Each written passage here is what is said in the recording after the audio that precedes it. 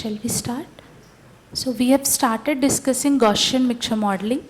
So this is an unsupervised setting, and given that your data is unlabeled, you are basically trying to learn the underlying probability density function. That's what we do in Gaussian mixture modeling, right? So it's a kind of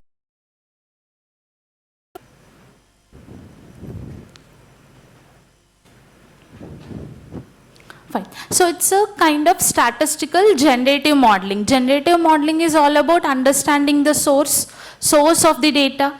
So in this also we'll try to estimate the underlying density function. Okay, so in our Gaussian mixture modeling, so in this we will assume that the data is following mixture model. Basically it is having different modes. It's given that the data is multimodal and each mode is a Gaussian. Okay, so with that assumption, we are trying to fit a mixture model. See, maybe let's start it.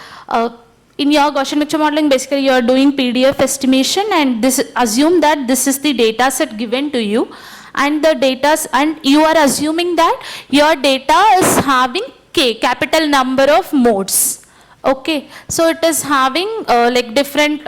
So maybe 2, 3, k number of sources combinedly generated your data, but how the combination has been done or how that is created, you don't know. You are only given with the data points. Okay, so assume that, and the data, each data point is associated with a hidden vector, right? That's what we have discussed in the last class when we have a biased coin, and a biased coin is determining the data point, right?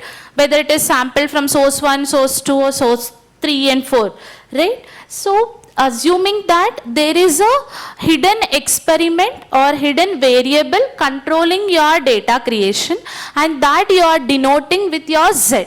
That is your latent vector or your hidden vector. So, and each xn will have a corresponding latent vector, and the latent vector dimension will be your k. You are assuming k number of modes, right? So corresponding to that, you will have your z to be a vector of k dimension, and you will have this for each sample. Okay, so in your Zn, if you see Zn1, Zn2 until Znk you have, and based on, suppose if your xn is coming from kth Gaussian or kth mode, then corresponding to that in your latent vector you will have 1. So it's like a one hot encoded vector. Okay, so this is about your latent vector, and assuming that you are modeling the PDF, and that PDF you can write it like this. If you assume your original data point and latent vector both to be pairs, and if you assume that you have a joint PDF with you, and using that joint PDF you can get your PDF of your original data just by taking the summation over Z. Okay, so this is your you are trying to get the distribution of X from your joint PDF. Okay, and then this can be expanded just using your conditional and with your marginal of Z. And this can also be, see, here in this I am just taking Z to be a general Z and the possible range of Z. But when I assume that my data is having k number of modes, okay, then I can actually discretize it, and I can just write this summation as k is equals to 1 to capital K, and my Zn will have k possibilities, right? I mean, within each vector, only one can be 1. Okay, one value out of your k values can be 1. So that you can denote like this. And then, given your xn data point, and it is coming from your Gaussian, kth Gaussian is this probability of Znk is equals to 1. I mean, this is clear, right? Till this, it's clear, right? It's just, yes. Maybe you have missed last class? Okay, so I'll just explain what is Zn.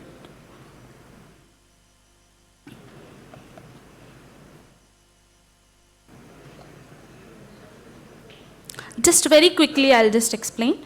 See, suppose assume that you have some data points, some data set is given to you, and that data set is created. So assume that you have like different sources, S1, S2, S3 and S4, and then you are trying to construct your data points, okay, or you are creating your data.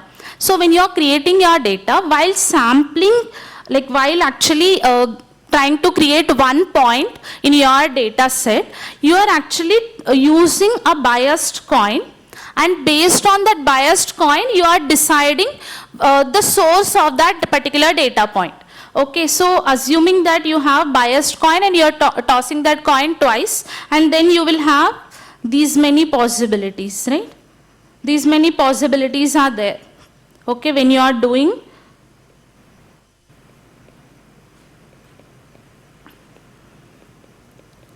Okay, so if your result is HH, then you may select S1, and then your HT and TH and TT. So based on your result coming from this experiment, you are choosing the source. Okay, so that's how you are creating your data set.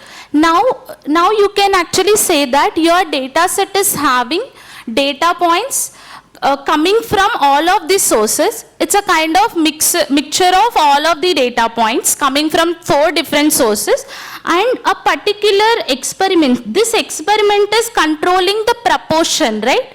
So if it is a biased coin, the probability of this event,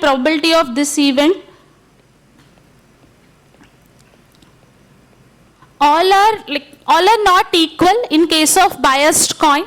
So if probability of H is actually more, 0.9, then your T1 will be more, right?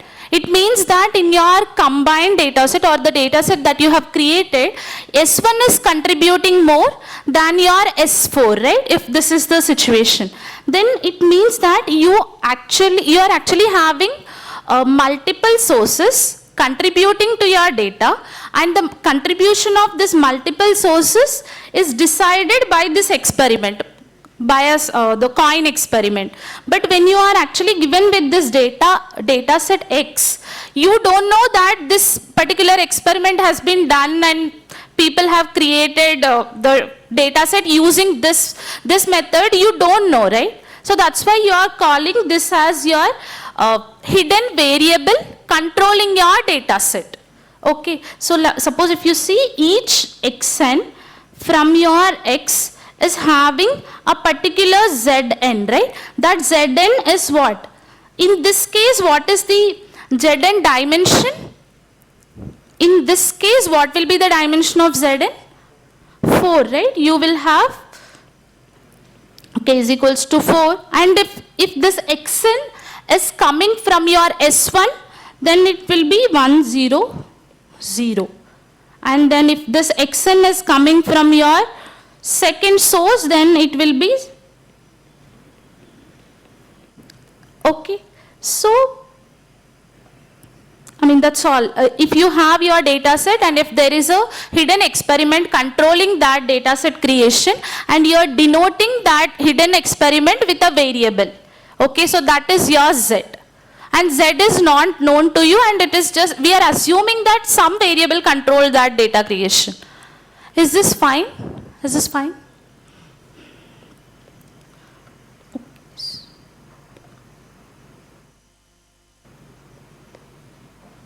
So we are only given with these data points, and we just assumed K. Maybe my data set is having K number of modes. How will you decide? That we'll see later. But for now, assume that, assume K. If you assume K, then you will know the dimension of your latent vector. Okay. And then each data point will have your corresponding latent vector. And your distribution can be written like this if you have joint PDF of your X and the corresponding latent. Okay, so then this can be expressed like this.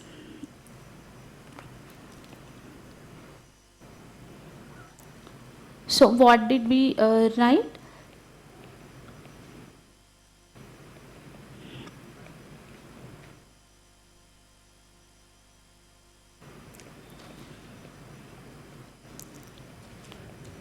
So this is the data, this is the distribution we are assuming for our given data set. Now our task is to estimate pi k, mu k and sigma k, right? So if we estimate these, then it means that we actually fitted a Gaussian mixture model, or we have learned the underlying PDF, right? So if we estimate these parameters from your training data set,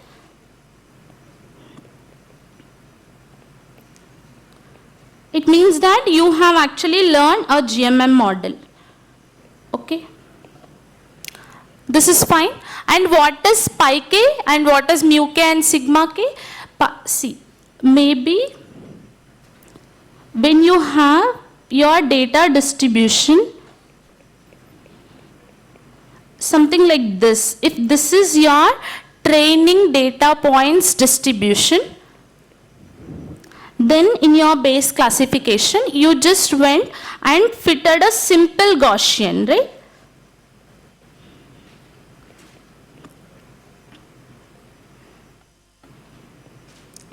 Simple Gaussian we have fitted. It means that we just learned this mu k and sigma k from the training data set.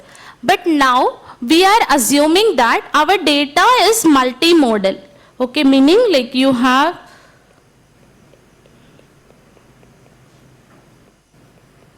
maybe something like this you have. So to model this kind of data, you actually need 3 Gaussians, right? You need a mixture model which will have 3 Gaussians. So here I am assuming that k is equals to 3, and to model this kind of data, I actually need maybe k is equals to 1, 2, 3 pi k mu k and sigma k, and this mu k and sigma k corresponds to, like you have mu 2 and sigma 2, mu 3 and sigma 3. This corresponds to each Gaussian.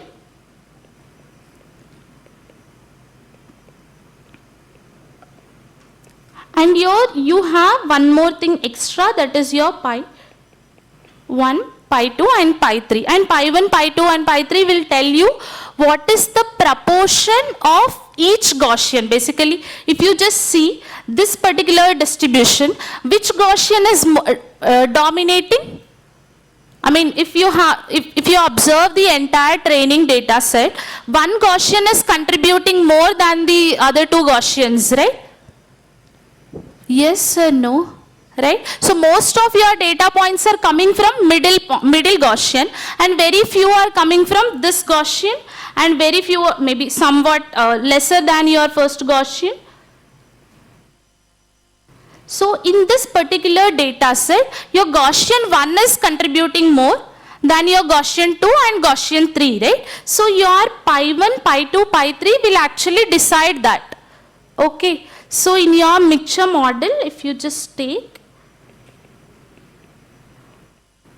see, in the previous case, you just had single Gaussian parameters, right? In this case, along with the Gaussian parameters, you have one more parameter that is actually deciding the contribution of each Gaussian. That's it. That's the extra thing that you have in your Gaussian mixture modeling.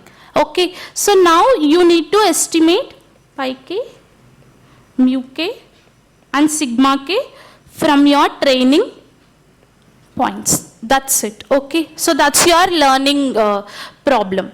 So in this, actually, along with this, we should also assume that your pi k is what? Like I have told you, it is telling you the probability that your data point xn is coming from that kth Gaussian. Okay, so this is nothing but Znk, if you just take nth sample, and this nth sample is coming from kth Gaussian. Okay, so what is that probability is given by your pi k. And for pi k, it is just between 0 and 1. Yes, it's a probability, it should be between 0 and 1. And I am actually writing one more condition, that pi k, all of the pi k's should sum up to 1, right? So if you actually assume that you have only two Gaussians, and if you take one data point, so if you are telling that this data point is coming from first Gaussian with 0.9 probability, then this will be pi 1. Then the pi 2 should be 0.1 automatically if you have two Gaussians. So they should sum up to 1. Okay. So the formulation is clear to you. So now let's try to derive or like solve for your parameters. So our standard procedure, if you want to estimate some parameters from your training data set, is to write likelihood and try to maximize the likelihood with respect to your parameters, right? That's the standard procedure. So if you are just writing your likelihood for your entire training set, and here if you see, I am writing the product because I am assuming these data points are IIDs, identical and independent. Yes. How do we claim that we are IIDs if the distribution for every data point can be from different sources? They can be independent. No, I am not. See, I am this P of x is P of xn is the distribution of the entire data set. I am not actually going into the each Gaussian and modeling it separately, right? So this, imagine that you have xn, okay, a data point, you will only get P of xn. This P of xn is a mixture model completely, okay. So you will try to find out, using this probability, you will actually find out whether this xn is coming from this GMM model or not. You are not getting into each Gaussian and finding. Okay, see, you can get into each Gaussian and finding the proportion. If you actually segregate your pi 1, sigma 1 is sigma 1 and what? This mu 1. So if you have pi 1, pi 2 and pi 3 with you, okay. So in this case, if you see, just take a single data point and you can find the probability. This probability will tell you whether that data point is coming from this Gaussian mixture model or not. Okay. And if you want to determine that data point, whether it comes from first Gaussian or second Gaussian or third Gaussian, for that you have to observe your pi 1, pi 2, pi 3.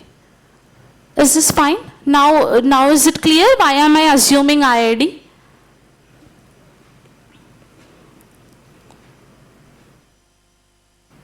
Okay, so just the likelihood I am writing. Likelihood is nothing but the product of all of your probabilities. So this P of xn is what? K is equals to 1 to capital K, your pi k.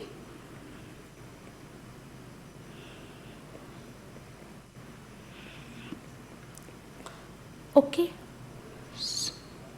So then the next step will be, we will just apply negative log function. Just apply a negative log likelihood and try to minimize. Okay. So if you just apply ln function to this,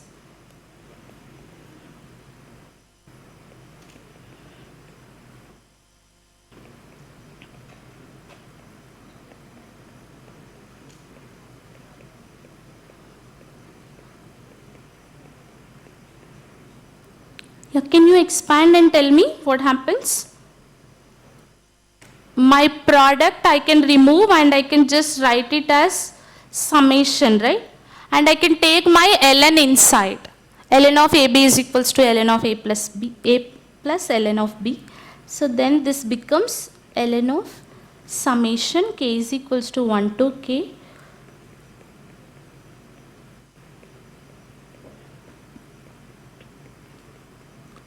Right. So this one actually I have to minimize because this is my negative log likelihood, and I have to find all of this. This is my parameter set which I have to find.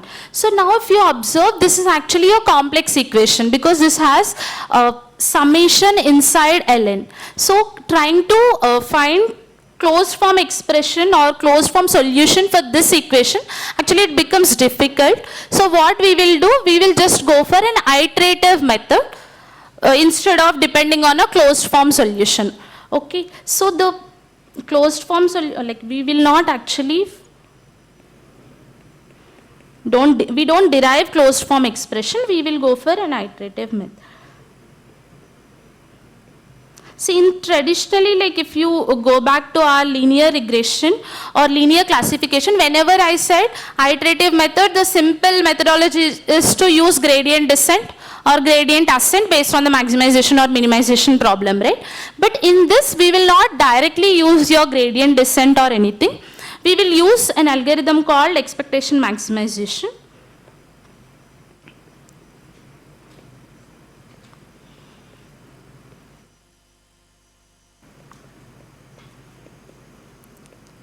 Okay, so in this we will have E step and M step,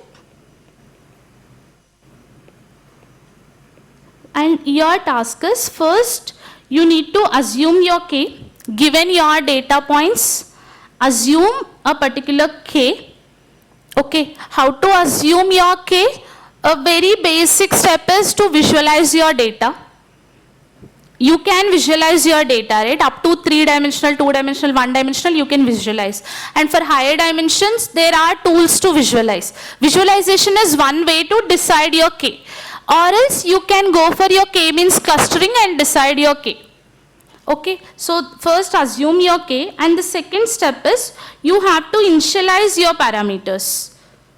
Okay, so I'm just saying initialization may be 0.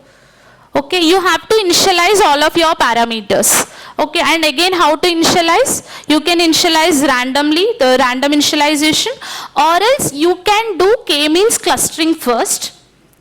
Complete your K-means clustering, and then based on your K-means clustering, you will get some clusters.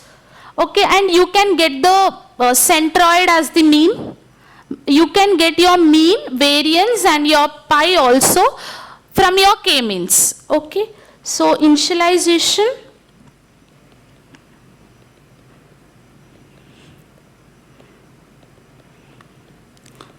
either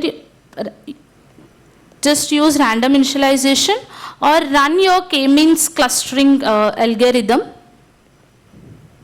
and get some rough estimates for all of these parameters. Okay, so how can you get rough estimate?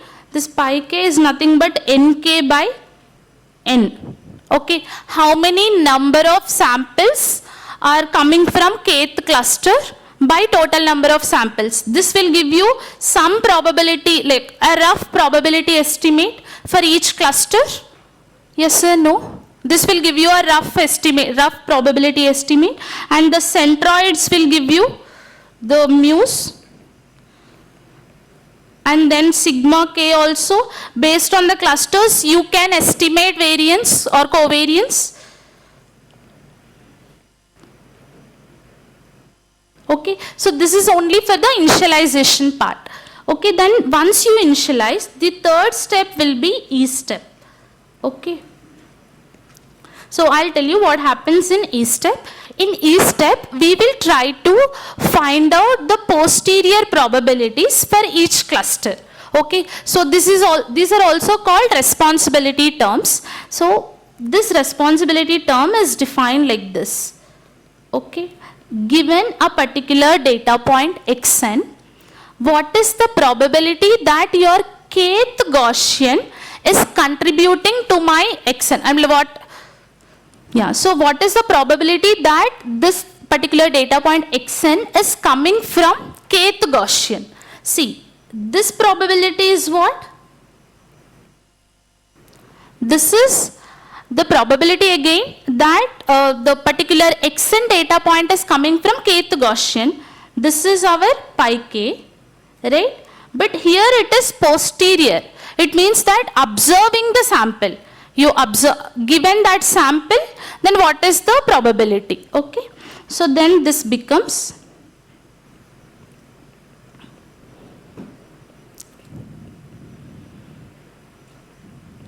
okay, so then this is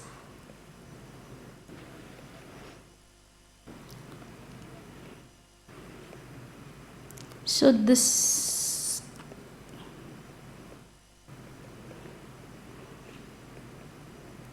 can you tell me what is this probability? This P of xn is simply your summation k is equals to 1 to k by k.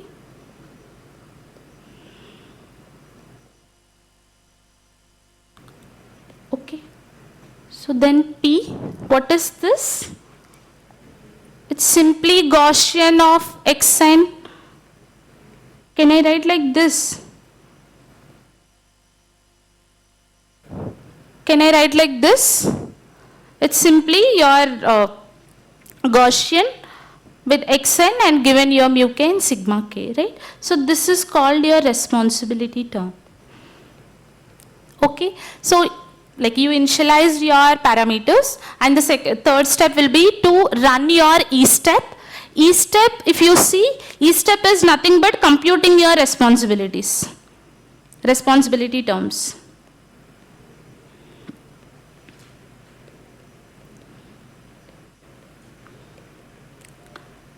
Okay, so if you see, the responsibility term is depending on pi k, mu k and sigma k, right? So in place of this pi k, mu k and sigma k, you have to use the ones which you initialized, okay, or which are coming from the previous iteration or previous step. Okay, so once you find your responsibility terms, then the next step will be to run your M step. This is your maximization step.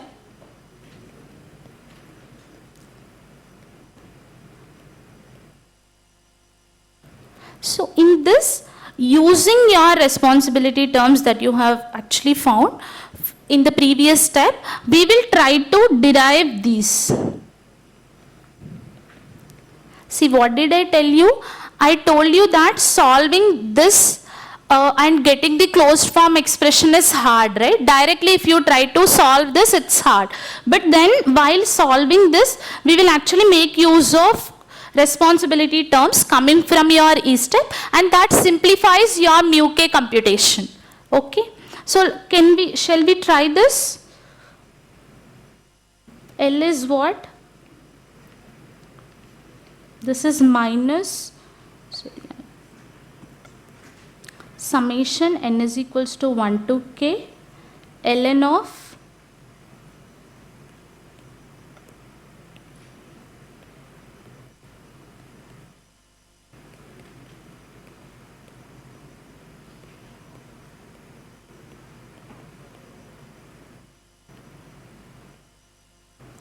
okay, so this we have to actually derive and equate it to 0, and in the derivation we can make use of responsibility terms. Okay, so shall we start deriving? Can you please do it with me?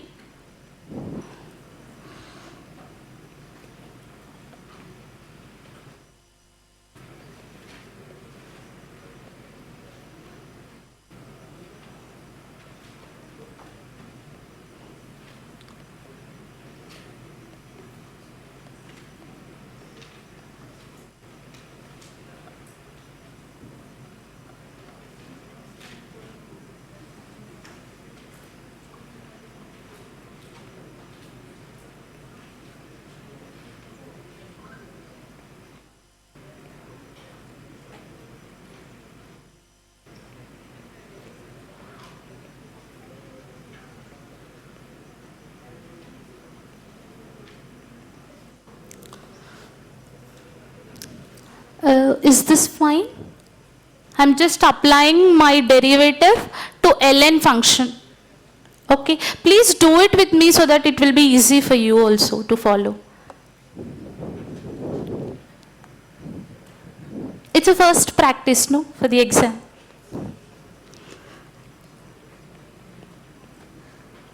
So then this becomes, this denominator term, no, I'll just write it like this. So I'll just write denominator.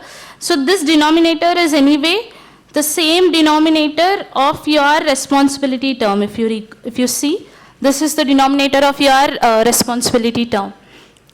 Okay, so I'm just denoting like this, and this derivative, if you see, this if I apply to this summation, only kth term will depend on the derivative. I mean, only the derivative can be applied to only kth term, no?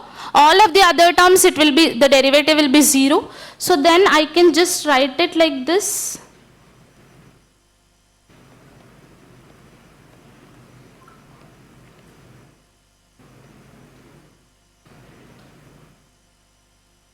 Okay, so then, is this fine? I'm just removing the summation and I'm applying only to the kth term.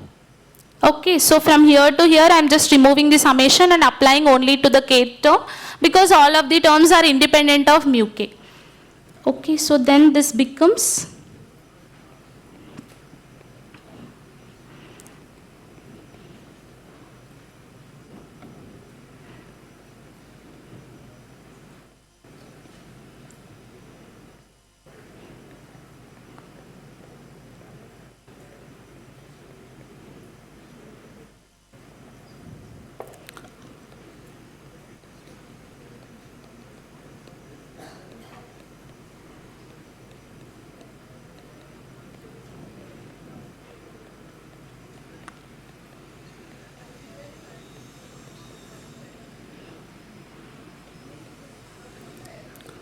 and you know how to compute this derivation, right?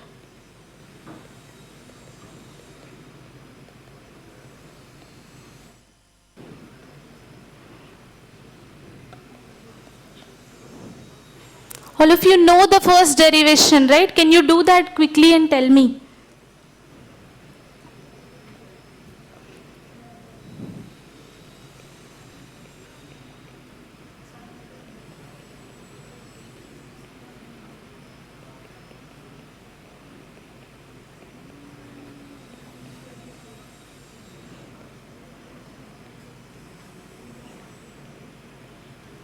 You have to apply for the exponential function.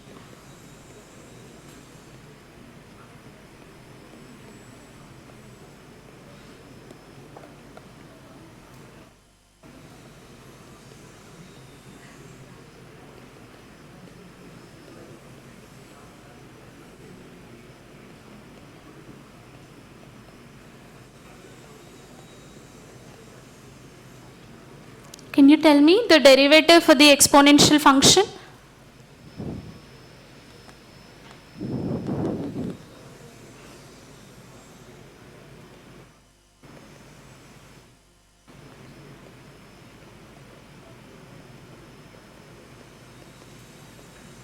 By 2, and then the derivative will go inside.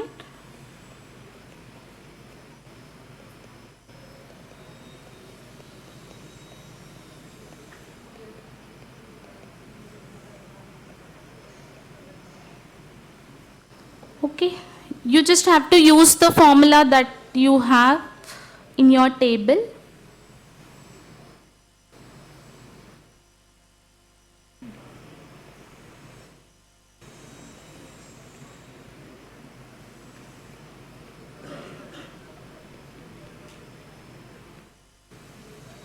So these two terms anyway, this particular scaling factor and this exponential, I can just write it as xn given mu k and sigma k. Yes, I can just club that scaling and the exponential function and I can write like this. And can you tell me the derivative for this? You know it, right, from the formulas. Minus 2 sigma k inverse xn minus mu k into minus 1, right? Only you have done in midsem, no other has done. But then why are you not answering? So then this becomes, can you observe here, this terms again, can I replace it with any other thing? Responsibility term, right? This numerator pi k into Gaussian and the denominator thing, this can be written as your responsibility term. Yes sir, no? Okay, then this becomes 2, 2 you can cancel, and this minus you can cancel out, and you will get sigma k inverse xn minus mu k, right? Then this is equals to your 0. And this minus anyway you can cancel out. And you can actually take out the sigma k inverse also, because sigma k inverse is not depending on the summation. Summation is over n. So this you can write it like this, and this minus anyway you can cancel, and this becomes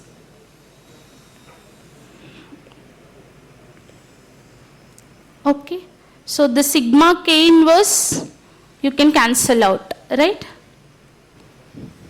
Because sigma k inverse you can just take it to this side and cancel out, and this becomes your sigma nk xn minus into mu k is equals to 0. Okay, then the mu k is anyway again independent of summation. Then this can be written as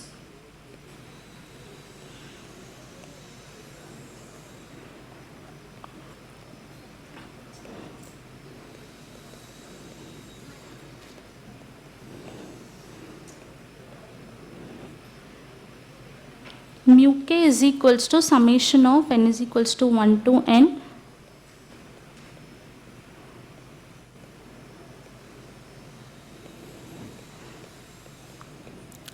this is the estimated mu k. Okay, so in the previous case, if you see when you are doing simple MLE, what you got? The simple MLE estimation when you are doing this one, right? You just got it as the sample mean. Your mu estimated is equals to your sample mean, but now your mu is like each cluster's mean, meaning the mu k is depending on the responsibility term and depending on your xn. Okay, so this completes your m. No, this doesn't complete your m step. In m step, you estimated your mu k. Okay, so the next task will be we need to estimate sigma k and pi k also. Okay, so maybe I'll just recall what we have done. See, if you want to fit a Gaussian mixture model to the given data set, the first step is to assume your k. The k is nothing but the how many number of modes are there in your data, or how many mixtures you are going to use, that you have to assume. Once you assume your k, then you have to initialize the parameters. So if you have, can you tell me, if I assume my data, my data is having k number of modes, and if it is having d dimension, okay, how many number of parameters I need to estimate if I have to do Gaussian mixture modeling? Can you count and tell me quickly? Assume that my data is d-dimensional and I am fitting a Gaussian mixture model with k number of Gaussians, or how many parameters do I need to estimate? K into d plus k into d minus 1 by 2 plus k into 1. That's it, right? Is this fine? Is this fine? Just this d into d minus 1 are the number of parameters coming from each covariance matrix, and you have pi k extra, and then you have d number of parameters coming from your mu k. So these many number of parameters you have to initialize first. Okay, so all of the initialization should be done. So initialization can be random, or you can run your k-means clustering before you start your Gaussian mixture modeling. Then get some rough estimates for all of your parameters. Okay, just rough estimates will be coming from your k-means. Okay, so once these are done, then you need to run your E-step. E-step will give you the responsibility terms. Responsibility terms are, it's very simple actually. This expression if you use, then you'll get your responsibility terms. Then after that, you have to run your M step, that is your estimation of your parameters. Okay. So this mu k, this sigma k estimation we'll see in the next class, and pi k estimation. So assume that you have estimated your parameters. Again the next step will be, go back to your E step and run it again. So this has to be run, like you have to run your E step, M step sequentially, and iteratively you have to repeat these two steps till the convergence, till your model converges. Okay.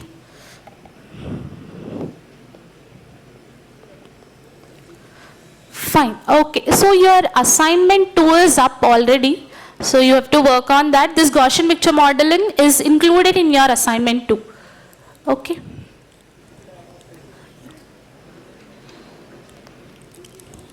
Just a minute, I'll just show you the cube.